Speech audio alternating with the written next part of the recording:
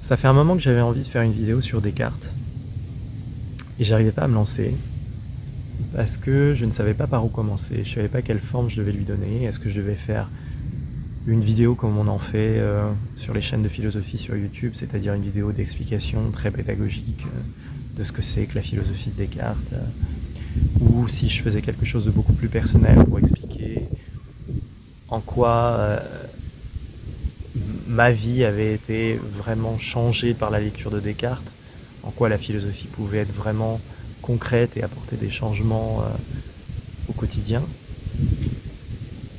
Et comme j'ai pas réussi à me décider, je me suis dit que le mieux c'était encore de me lancer directement, sans trop réfléchir, et d'en venir à ce qui est le cœur de mon propos. C'est-à-dire pourquoi je trouve toujours de la valeur à Descartes, même si au fil des années je me suis éloigné de sa pensée. Je crois que le point sur lequel je suis le plus redevable à la philosophie de Descartes, au fait d'avoir lu ses livres, c'est qu'il m'a appris un goût, il m'a donné un goût de la clarté, il m'a donné l'amour de la clarté. L'amour vraiment et pas seulement du raisonnement clair, mais de l'émotion de clarté en fait. Clarifier cette émotion elle-même. Quand quelque chose est clair, ça apporte une forme de satisfaction. Et rechercher la clarté, c'est vraiment rechercher la satisfaction intérieure quand on pense quelque chose. C'est comme si l'aiguillon de la vérité, le fait que je sais si c'est vrai ou pas, c'est d'abord le sentiment en moi de clarté que cette chose provoque. Et ça, je l'ai trouvé chez Descartes avant tous les autres. Alors, pour remettre un peu de contexte, je pense que ce serait plus clair que j'explique comment j'en suis arrivé à la lecture de Descartes. Alors, le moment où j'ai vraiment lu Descartes, où je l'ai vraiment découvert, c'est à la sortie de la classe préparatoire. J'ai fait une classe préparatoire, j'ai fait une cube, c'est-à-dire j'ai passé 3 ans en classe préparatoire avant d'intégrer l'école normale supérieure. Et une fois que j'ai intégré l'école normale supérieure, en fait, Descartes est arrivé naturellement. Il est arrivé comme une lecture que je devais faire. Et il est arrivé au bon moment parce que ce qu'il racontait, c'était exactement ce que je vivais. Si je prends le discours de la méthode, qui est peut-être l'ouvrage de... Enfin, peut-être même certainement l'ouvrage de Descartes le plus connu, le discours de la méthode, il commence par une constatation de la déception des études. Le fait d'être déçu des études qu'on a faites, d'être insatisfait. Descartes, c'est quelqu'un qui vient de la petite noblesse, qui a été envoyé dans l'une des meilleures écoles de France à l'époque, qui était le collège jésuite de la Flèche. Il a fait ses études là-bas. Et ce qu'il raconte dans le discours de la méthode, dans la première partie, et ce qui peut résonner vraiment encore à notre époque, c'est qu'après avoir passé des années à étudier toutes les matières qu'on lui avait demandé d'étudier, après avoir étudié avec les meilleurs professeurs, dans une école qui était considérée comme l'une des meilleures de l'Europe, avec des élèves brillants, avec des gens qui se destinaient aux meilleures carrières de l'État, et bien, après avoir étudié dans ce contexte, il dit qu'il se trouvait toujours plein de doutes et d'insatisfaction, que la promesse qu'on lui avait faite, selon laquelle les études, ça apportait un peu une réponse à la vie, à ce qu'on devait faire, et bien cette promesse-là, elle n'était pas du tout remplie. Et je me suis trouvé à lire ce texte, somme toute tout simple, hein, juste à la sortie de la classe prépa, alors même que moi-même, je vivais une expérience d'insatisfaction. Il faut savoir que quand on rentre dans une école, surtout une grande école à la française, on a tellement vécu pour un concours, on a tellement vécu pour atteindre le sommet de la pyramide éducative, hein, d'être d'avoir les meilleurs diplômes, entrer dans les meilleures écoles, que quand on y arrive, il y a un sentiment de désœuvrement, un grand sentiment de n'avoir plus rien à faire en fait. La vie a été totalement axée par rapport à l'idée du concours, elle a été axée sur l'idée de la performance scolaire, et là on a le concours. Et là maintenant on est confronté à l'idée, mais qu'est-ce que je fais maintenant quoi ? C'est bien d'avoir eu le concours, mais qu'est-ce que je fais maintenant ? Est-ce que ma vie est vide ? Est-ce que je retente un autre concours ? Est-ce que je continue dans cette spirale des études ? Ou est-ce qu'à un moment donné je me pose et je me dis, mais à quoi ça sert tout ça en fait ? Évidemment on est heureux d'avoir eu un diplôme, un concours, une grande école, mais en fait on est très vite confronté à la vacuité de ce que ça signifie que d'être au sommet de la pyramide éducative et d'avoir les meilleurs diplômes, les meilleures écoles. Et donc je rencontre ce texte de Descartes qui commence le discours de la méthode et qui dit, voilà, je suis fondamentalement déçu des études que j'ai faites, parce que j'ai la tête pleine de références, pleine d'auteurs, pleine de théories, mais je ne sais pas ce que je dois penser en fait. J'ai pas de boussole pour me repérer dans ma vie. Y a une phrase de Montaigne qu'on pourrait reprendre ici qui s'applique très bien, c'est que on est à la sortie de la classe préparatoire des têtes bien pleines, mais on n'est pas forcément des têtes bien faites. C'est-à-dire que on connaît plein de trucs, on a une immense culture, mais on ne sait pas forcément bien raisonner pour soi-même, pour des choses très concrètes. Qu'est-ce que je dois faire dans la vie ? Quel métier j'envisage de faire ? Quelle voie dans la vie j'essaye de poursuivre ? Et donc, ouais, Descartes arrive là, et évidemment ça me parle, quoi. Et puis, il continue dans la suite, deuxième partie du discours, en disant que, après avoir vécu dans les études, il a décidé de voir un peu du monde, et de faire des voyages, d'essayer d'explorer ce qu'il appelle le grand livre du monde. C'est-à-dire de sortir de sa tour d'ivoire, des études, des grandes écoles, des concours, qui est vraiment un truc, en plus, je me rends compte aujourd'hui, très français. Alors évidemment, ça s'applique à d'autres pays, mais la France adore ces grandes écoles, ces grands diplômes. Et donc, il y a un moment que moi j'ai ressenti d'ailleurs, après le concours de l'école normale supérieure, il y a un moment où on veut s'évader, quoi. On veut se barrer, on veut faire autre chose. Et donc j'ai beaucoup voyagé, un peu comme Descartes. Je suis allé dans plein de pays, et puis je dois vous dire que à l'époque, je commençais enfin à avoir les moyens de faire ce que je veux, puisque les années de prépa avaient été des années de vache maigre. Mais après avoir eu ENS, évidemment, on a un salaire, donc on peut profiter beaucoup plus de la vie. Donc j'ai voyagé, et Descartes aussi, il a voyagé, donc c'est marrant parce que je voyais beaucoup de parallèles entre nos vies. Il ne faut pas forcer les parallèles, hein, mais j'en voyais quelques-uns. Et moi aussi j'ai voyagé comme lui, j'ai compris en fait qu'il voulait s'évader, s'échapper de ce sentiment de désœuvrement, ce sentiment d'insatisfaction.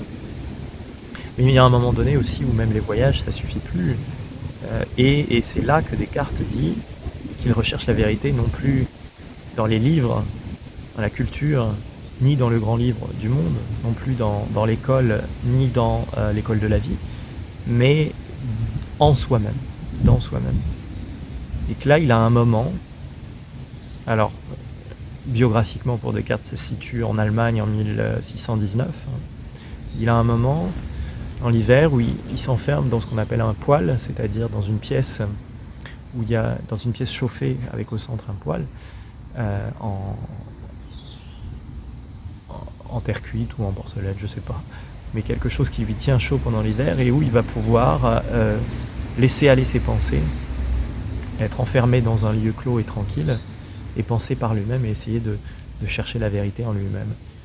Et ce moment, c'est le moment où il va découvrir la méthode cartésienne, ce qu'on appelle la méthode chez Descartes, et qui donne son titre au discours de la méthode.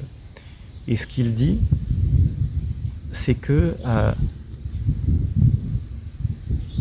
le fond de toute la méthode, en fait, c'est le sentiment d'évidence, c'est la recherche du sentiment d'évidence. C'est ça qui va être la boussole qu'on n'avait pas avant dans les études et qu'on doit reprendre quand on veut rechercher la vérité par soi-même. Et l'évidence, il la définit comment? C'est la première règle de la méthode cartésienne. L'évidence, il la définit comme la clarté et la distinction, l'association de la clarté et de la distinction dans les idées. Clarté, c'est-à-dire que la chose m'apparaisse frontalement, sans obscurité, et distinction, c'est-à-dire qu'elle m'apparaisse nette dans ses limites, qu'elle se distingue bien d'une autre chose. Et donc, quand je veux que mes idées soient claires et distinctes, ça veut dire que je veux que mes idées m'apparaissent directement, sans intermédiaire, sans filtre, et de manière nette. C'est-à-dire pas confondu avec une autre idée, pas dans un mix d'idées. Et après, il continue à partir de cette règle, à partir de la première règle de la méthode qui est l'évidence, et il continue. C'est-à-dire, tant qu'on a des idées confuses, il va falloir diviser tous les problèmes auxquels on se confronte en des choses plus simples jusqu'à ce qu'on arrive à la plus grande simplicité. Et donc qu'on retourne à des choses qui sont tellement simples qu'elles sont évidentes en elles-mêmes. Elles sont claires et distinctes. Donc on recherche l'évidence et si on n'a pas l'évidence, on revient à la simplicité en divisant tous les problèmes. Et une fois qu'on a la simplicité, on peut réenchaîner les idées qui sont simples, qui sont conçues de manière évidente, et les enchaîner de telle manière à ce que l'évidence se transmette des éléments les plus simples vers les éléments les plus compliqués. Et enfin, la quatrième règle de la méthode, c'est l'idée que, une fois que j'ai fait ce trajet, que j'ai remis de l'ordre dans mes pensées, je vais faire une revue finale, qu'il appelle un dénombrement ou une énumération, qui me permet de voir si j'ai rien oublié. Et donc, Descartes, quand il décide de rechercher la vérité par lui-même, en fait, il va tout de suite repartir de ce sentiment premier qu'est le sentiment d'évidence et donc de clarté et de distinction. Moi, je mets plus l'accent sur la clarté parce que je pense que c'est là où se situe le cœur de la définition cartésienne. Et ce que j'aimerais vous faire sentir, c'est l'idée que ce critère de la clarté,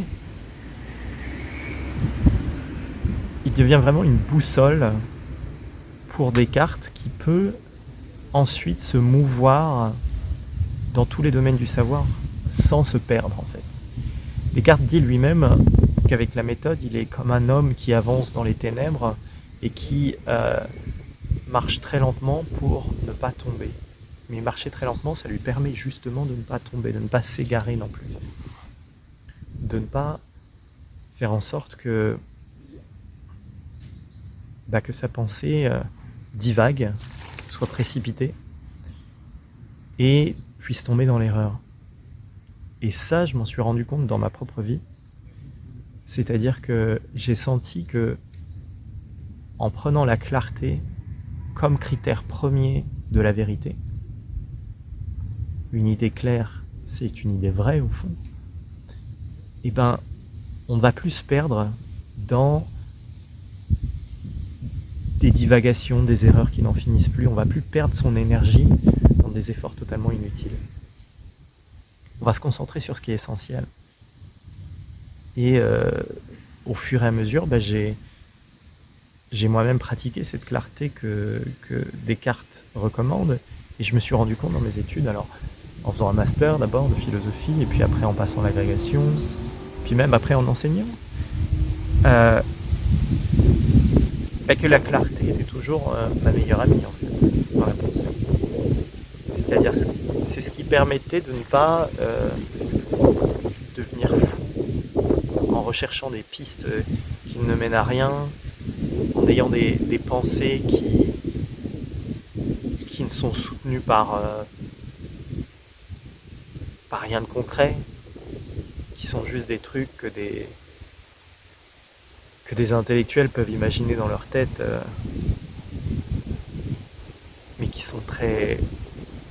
des idées qui sont très confuses en fait. Et donc cet amour de la clarté, ça mène Descartes à s'intéresser plus spécifiquement aux sciences, et principalement aux sciences qui pour lui sont le plus grand entraînement à la clarté, c'est-à-dire les sciences mathématiques. Le cartésianisme, la philosophie de Descartes, c'est aussi faire en sorte que nos idées s'enchaînent avec autant de certitude que les certitudes mathématiques. Faire en sorte qu'on ait un critère de certitude qui soit assez exigeant pour ne pas se permettre d'aller errer dans des raisonnements qui ne servent à rien.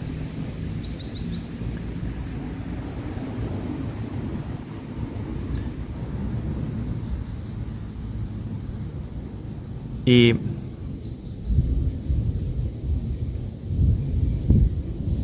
vraiment, en fait, je sais pas si j'arrive clairement à expliquer ce que je veux dire. Je sais pas si j'arrive au niveau de clarté que je voudrais justement, que je voudrais atteindre. Mais ce que j'ai découvert aussi avec Descartes, c'est que c'est surtout le lien entre la clarté et la joie. Le fait que quand on recherche la clarté dans ses idées et qu'on l'atteint, quand nos idées s'éclaircissent et qu'on a un moment où on dit « Ah, oui, c'est ça ». C'est ça la réponse que je voulais, c'est ça l'élément que je cherchais, c'est cet élément-là précisément, de manière claire et distincte. Quand on a ça, ça donne un sentiment de satisfaction qui est très intense. Et c'est un sentiment de satisfaction qui ne fait que croître ensuite, parce que la clarté d'une idée s'additionne à la clarté d'une autre. C'est pas quelque chose qui vient se confronter à une autre idée. Le problème de l'érudition, quand on a beaucoup de culture, quand on apprend des références qui sont très diverses et qui vont dans tous les sens, comme le fait la classe préparatoire, comme le font toutes les grandes études à la française d'ailleurs, c'est que on a les idées qui se mélangent et quand on a une idée qu'on croit avoir compris, bien après on lit autre chose et on croit qu'on l'a plus compris. Il n'y a pas d'addition des savoirs dans une clarté globale. Alors que Descartes, lui, vise une clarté justement qui s'augmente. On a toujours une vie qui est de plus en plus claire, de plus en plus lumineuse, on dirait.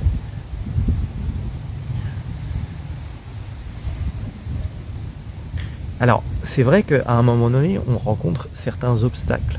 Et Descartes lui-même, il en a rencontré. Parce que, par exemple, il y a des moments où on va avoir ce que j'appellerais des dissonances cognitives, c'est-à-dire des moments où on est persuadé d'avoir la clarté en soi et où ça se confronte à quelque chose à l'extérieur qui semble nous contredire violemment. Descartes, je pense qu'il a vécu ça à un moment très précis. C'est au moment du procès de Galilée.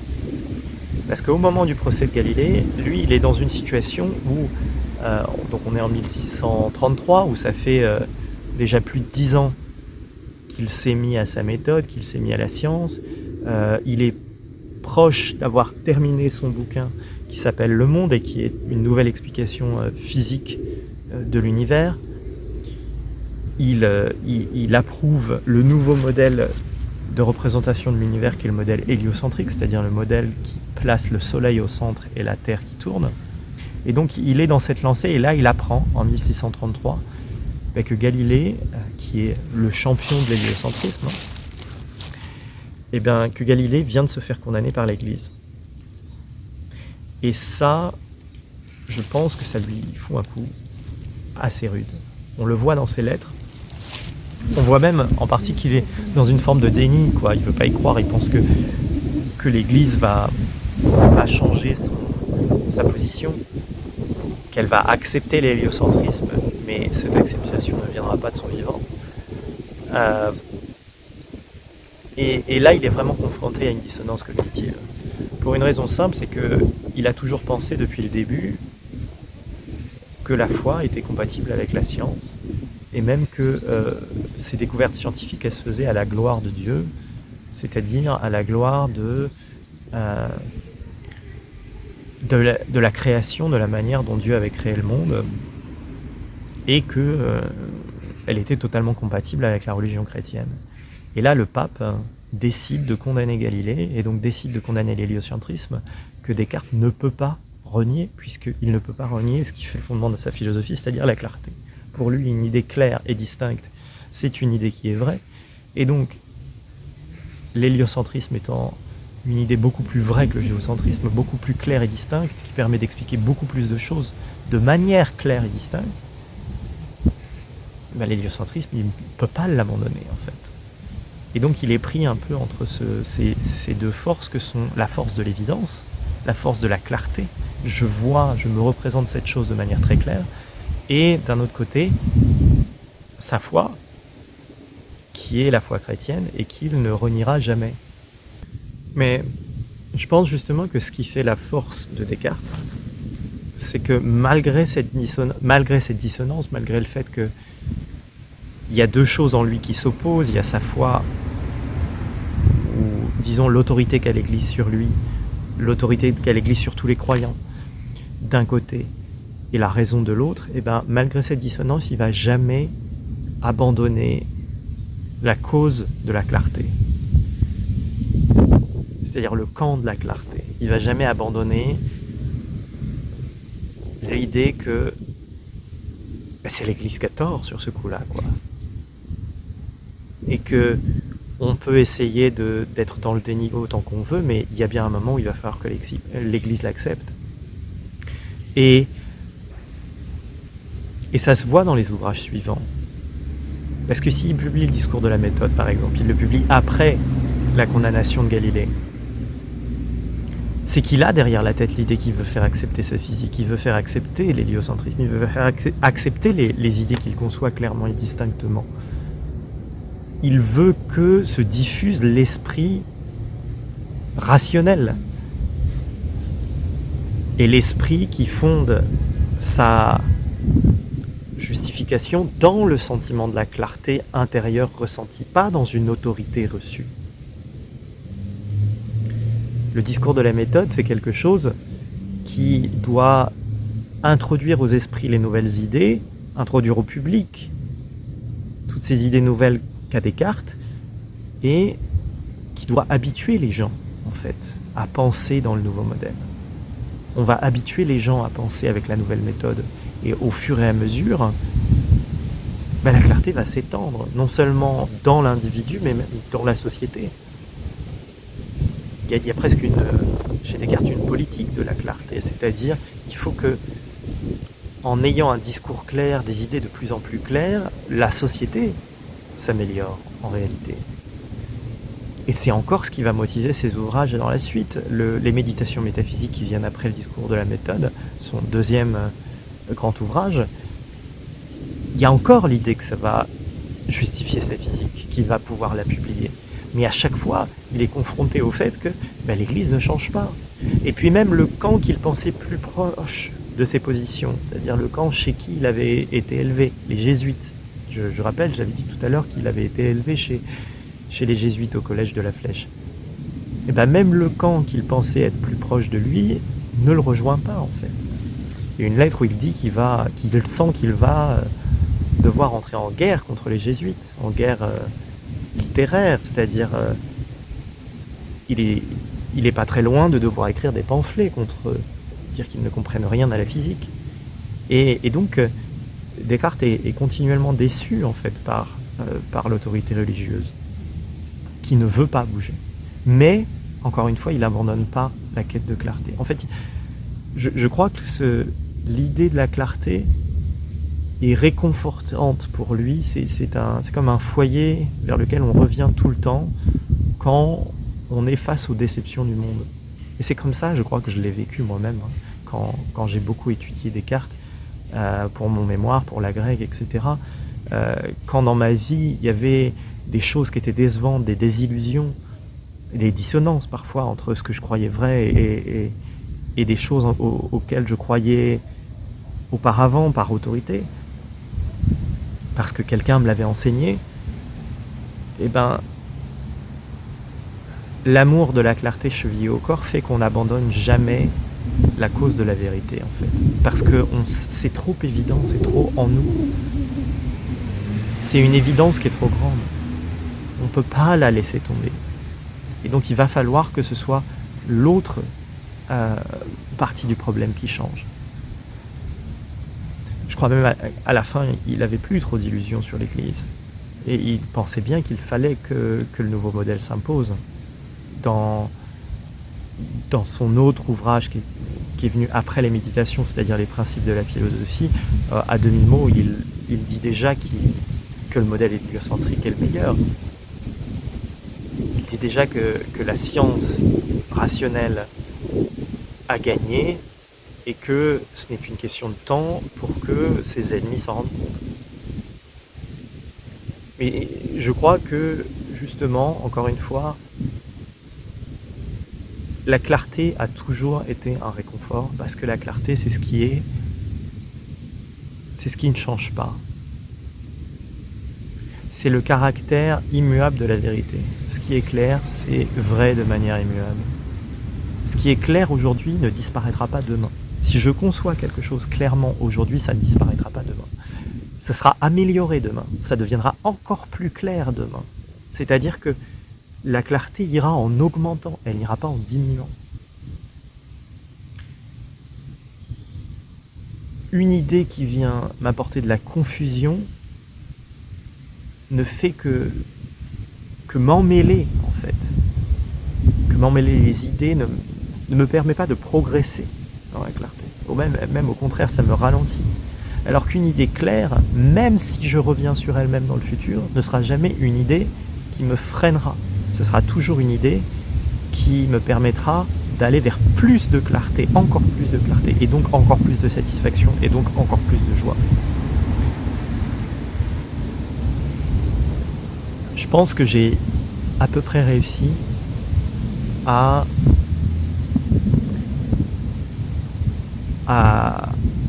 exprimer ce que je voulais dire sur ce sujet. Et je pense que c'est sur ce point-là que Descartes est encore fondamentalement actuel. Parce que dans un monde